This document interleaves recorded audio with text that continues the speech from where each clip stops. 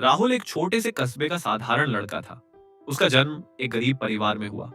पिता दर्जी का काम करते थे और माँ घर घर जाकर सिलाई करती थी। घर का माहौल तंगहाल था, लेकिन माँ बाप का सपना बड़ा था।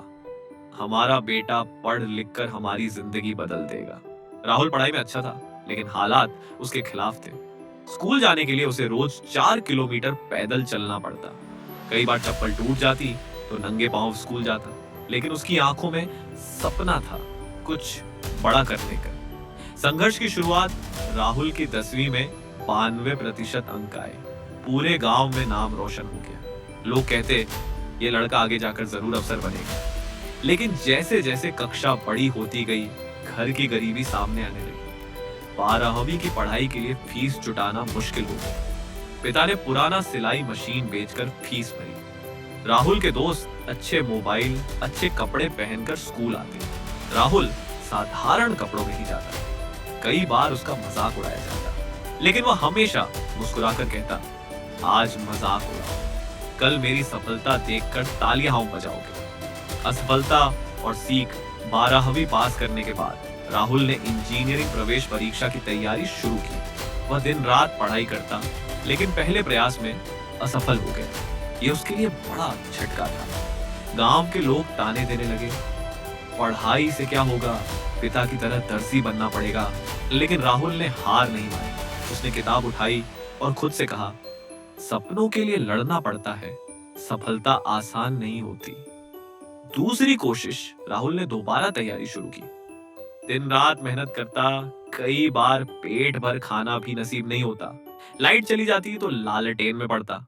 कभी कभी स्टेशन पर बैठकर पढ़ाई करता, क्योंकि वहां रोशनी मिलती थी। उसकी मेहनत रंग लाई और दूसरे प्रयास में उसने अच्छे अंक हासिल किए। अब उसके सामने नई चुनौती थी, कॉलेज की फीस। मेहनत से नौकरी, कॉलेज में दाखिला तो मिल गया, लेकिन फीस चुकाने के लिए राहुल ने पार्ट टाइम जॉब की। वह दिन में पढ़ाई करता और रात में होटल में बर्तन धोता। कई बार नींद से आंखें बंद हो जाती, लेकिन सपनों ने उसे जागृत रखा। उसकी मेहनत देखकर प्रोफेसर भी प्रेरित होते। एक प्रोफेसर ने कहा, राहुल, तू जिंदगी में बहुत आगे जाएगा, क्योंकि तेरे पास गरीबी से लड़ने की ताकत है। आत्मविश्वास की जीत। कॉलेज के अंतिम वर्ष में राहुल ने एक प्रोजेक्ट बनाया, जो प्रतियोगिता में राष्ट्रीय स्तर पर चुना गया। वह दिल्ली जाकर प्रस्तुति देता है। वहां बड़े बड़े अमीर घरों के बच्चे भी आए थे, लेकिन राहुल का आत्मविश्वास सबसे अलग था। न्यायाधीशों ने कहा, यह लड़का साधारण है, लेकिन इसके विचार असाधारण हैं। राहुल ने प्रतियोगिता जीत ली और उसे एक बड़ी कंपनी में नौकरी का ऑफर मिला। परिवार का सपना पूरा। पहली सैलरी मिलने के बाद राहुल ने सबसे पहले अपने माता पिता के लिए नया घर खरीदा। माँ ने आंसू भरी आंखों से कहा, बेटा, तूने गरीबी की जंजीरें तोड़ दी। राहुल ने जवाब दिया, माँ, ये तो बस शुरुआत है। अब मैं और बच्चों की भी मदद करूंगा, जो गरीबी के कारण अपने सपने दबा देते हैं। प्रेरणा। राहुल की कहानी हमें यह सिखाती है, एक, गरीबी, ताने या असफलता कुछ भी इंसान को नहीं रोक सकता।